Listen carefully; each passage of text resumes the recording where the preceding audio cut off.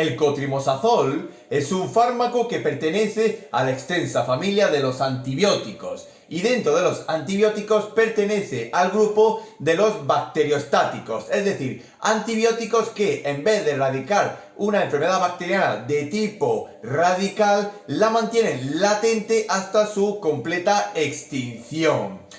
El cotrimazol es un fármaco que está compuesto a su vez por dos antibióticos bacteriostáticos, siendo en este caso la trimetoprima y el sulfametosazol, siendo este último perteneciente al grupo de las sulfonamidas. Ambos compuestos están dentro de la solución en una proporción de 1:5 y podemos encontrar el cotrimazol bajo el nombre de Cetrim y de Soltrim en su forma parenteral.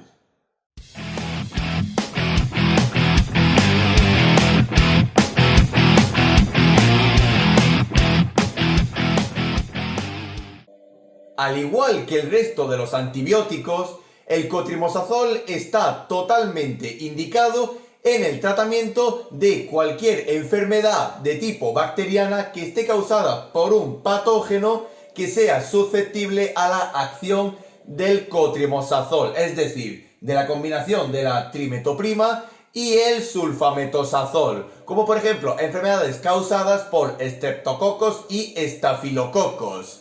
Por eso se suele utilizar en varias infecciones renales y urinarias, así como también en ciertas neumonías. Y también se ha demostrado una gran efectividad del cotrimazol contra ciertos géneros bacterianos, como por ejemplo del tipo Salmonella y del tipo Shigella.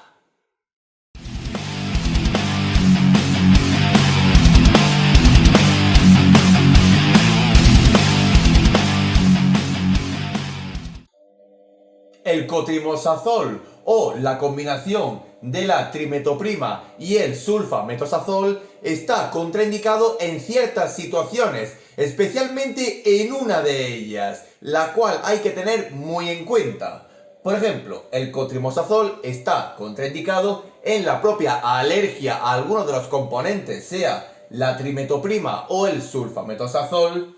En los recién nacidos y en los prematuros, especialmente en aquellos donde hay un déficit de ácido fólico o vitamina B9, y en pacientes que puedan presentar porfirias o distintos tipos de anemias, especialmente la de tipo megaloblástica. Luego veremos el porqué. También está contraindicado en la propia insuficiencia hepática, insuficiencia renal, y por supuesto está contraindicado tanto en el embarazo como en la lactancia, especialmente durante el primer trimestre del embarazo. Y también deberemos de tener en cuenta ciertas precauciones con la administración de cotrimazol a ciertos pacientes. Por ejemplo, en aquellos donde pueda desarrollarse una resistencia bacteriana al propio cotrimazol, así como la aparición de colitis pseudomembranosa. Mucho cuidado en aquellos pacientes que puedan tener trastornos de ciertos elementos de la sangre, como por ejemplo en la eosinofilia. Y por supuesto, en aquellos pacientes que se intuya o se demuestre que hay un déficit de ácido fólico o folato, mucho cuidado con la administración del cotrimazol. También deberemos de tener especial precaución en aquellos pacientes que tengan una alteración electrolítica, especialmente en aquellos donde hay un aumento de los iones sodio y potasio, es decir, hipernatremias e hiperpotasemia. De nuevo también precaución en los pacientes geriátricos en la tercera edad. Siempre debemos de cuidar a nuestros mayores. Y también deberemos de controlar la diuresis en un paciente al cual le estemos administrando una dosis parenteral de cotrimazol, donde la vía parenteral siempre será de tipo lenta, muy importante. Y también deberemos de revisar las interacciones que tiene el cotrimazol con el resto de la farmacología, que no son pocas.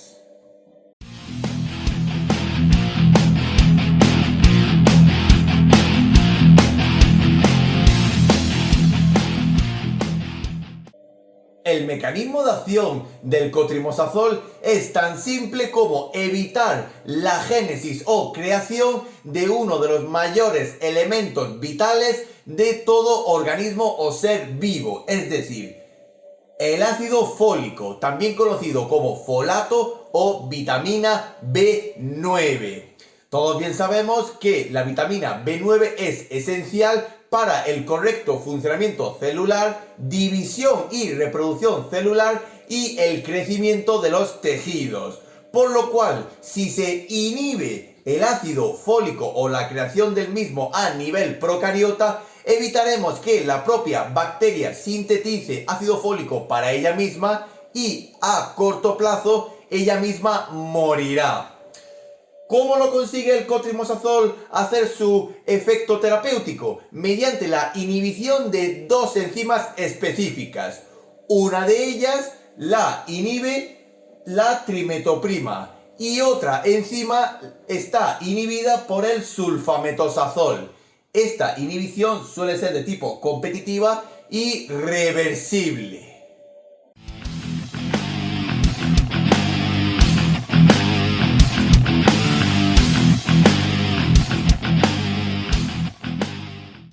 La vía de administración más usual del cotrimosazol suele ser la vía enteral, debido a la presentación en cápsulas y comprimidos que posee el fármaco, aunque para tratamientos más urgentes y terapias más agresivas en infecciones más graves, se suele utilizar la vía parenteral, dependiendo de la dosis que vayamos a utilizar para ese paciente y la propia enfermedad que está teniendo.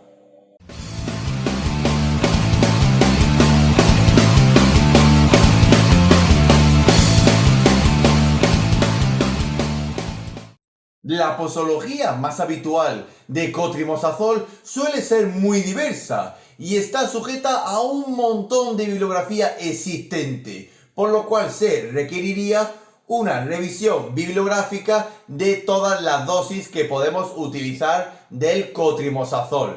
Pero en primer lugar debemos recordar que el cotrimosazol es la unión conjunta a una proporción de 1:5 de dos antibióticos bacteriostáticos, la trimetoprima y el sulfametosazol. Es decir, por una cantidad determinada de trimetoprima adjuntaremos 5 veces más del sulfametosazol. Por ejemplo, si utilizamos una dosis determinada de 40 miligramos de trimetoprima, adjuntaremos 5 veces más de sulfametosazol, es decir, 200 miligramos, creando una dosis completa de 240.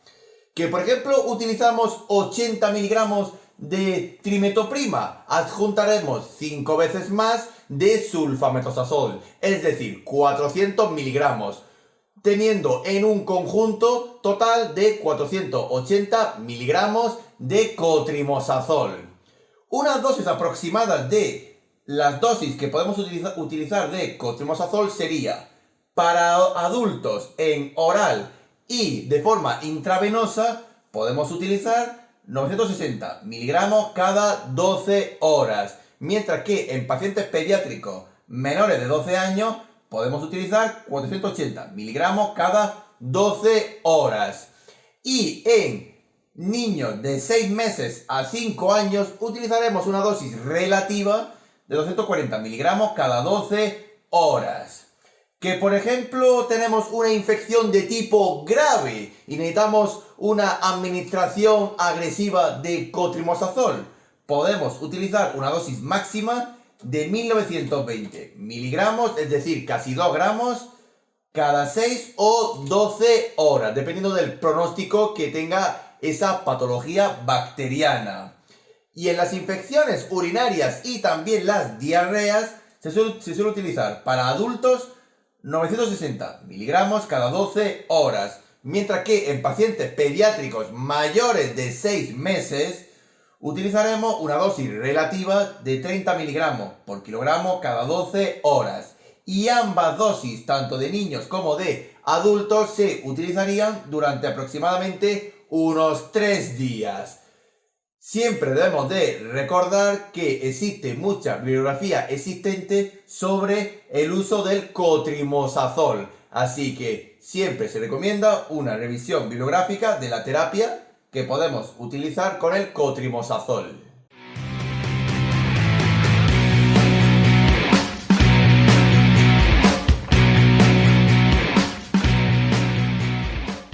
Dentro de la compatibilidad e incompatibilidad del cotrimosazol con el resto de la farmacología existente, hay ciertas limitaciones, especialmente por la unión de dos antibióticos bacteriostáticos, es decir, la trimetoprima tendrá una compatibilidad e incompatibilidad con un abanico de la farmacología, mientras que el sulfametosazol, la sulfonamida, tendrá otra compatibilidad e incompatibilidad con otro abanico farmacológico que puede ser distinto al de la trimetoprima o viceversa.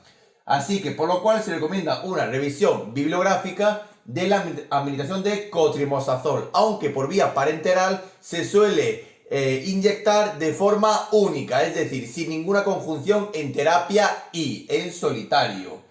Y algunas de las interacciones que tiene el cotrimosazol son, por ejemplo, con los antidiabéticos, especialmente los de tipo orales, con ciertos antivirales, con anticoagulantes orales, con la propia digoxina, mucho cuidado en pacientes que estén en tratamiento con glucósidos cardiotónicos, y por supuesto con su mayor antagonista, por así decir, con el metotrexato, ya que uno de los objetivos del metotrexato es el ácido fólico, quiere decir, puede haber una interacción aún mayor y se pueden potenciar los efectos tóxicos del metotrexato. También hay una sinergia con anestésicos locales y con los IECAs. Y siempre debemos de recordar que el cotrimosazol, al ser un fármaco que interactúa con el ácido fólico, no solamente a nivel bacteriano, sino también a nivel orgánico, deberemos de monitorizar los niveles de ácido fólico en el paciente que esté en tratamiento con el cotrimosazol, por ejemplo, mediante la obtención de una analítica sanguínea.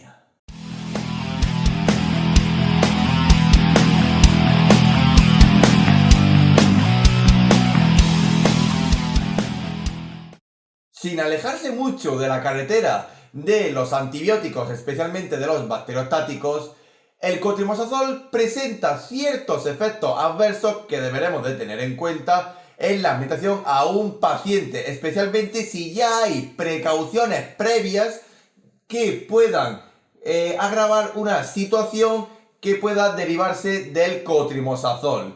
Por ejemplo, puede haber la presencia de cefaleas y mareo, así como también la propia dispepsia y la aparición de diarrea, lo cual nos puede hacer sospechar de un cuadro inicial o instaurado de colitis pseudomembranosa, es decir, una colonización por el género de Clostridium.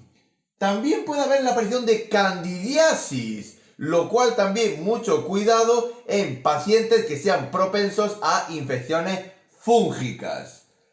También puede producir anorexia y urticaria, es decir, reacciones alérgicas. Y por supuesto puede haber alteraciones sanguíneas. Volvemos a recordar que el cotrimosazol es un fármaco que interactúa para la inhibición del ácido fólico. Así que mucho cuidado en pacientes que puedan presentar riesgo sanguíneo. También puede producir mialgias, así como también puede dar falsos positivos en algunas pruebas, como por ejemplo falsas glucosurias.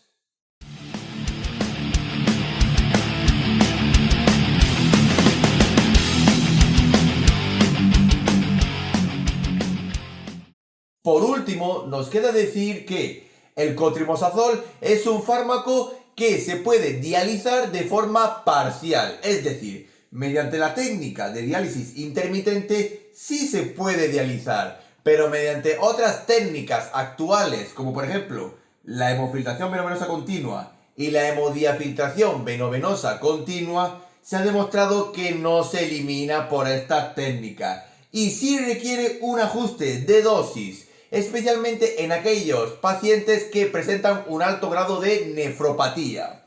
Por ejemplo, en un incremento de creatinina de 15 a 30 mililitros por minuto, administraremos aproximadamente la mitad de la dosis normal de cotrimoxazol para ese paciente si no tuviera una afección nefrológica. Y para un incremento de creatinina menor de 15 mililitros por minuto, administraríamos de un cuarto a un medio de la dosis estándar para ese paciente, sea tanto de adulto como de pediátrico. Y deberemos de recordar de nuevo que el cotrimoxazol es un fármaco que es la unión de dos antibióticos bacteriostáticos, la trimetoprima y el sulfametosazol. Por eso, mucho cuidado en las interacciones que tengan tanto la trimetoprima con el resto de la farmacología, al igual que el sulfametosazol. Y siempre revisando la bibliografía de posología y dosificación existente, debido al amplio rango de dosificación que se puede utilizar del cotrimoxazol para las patologías donde esté indicado.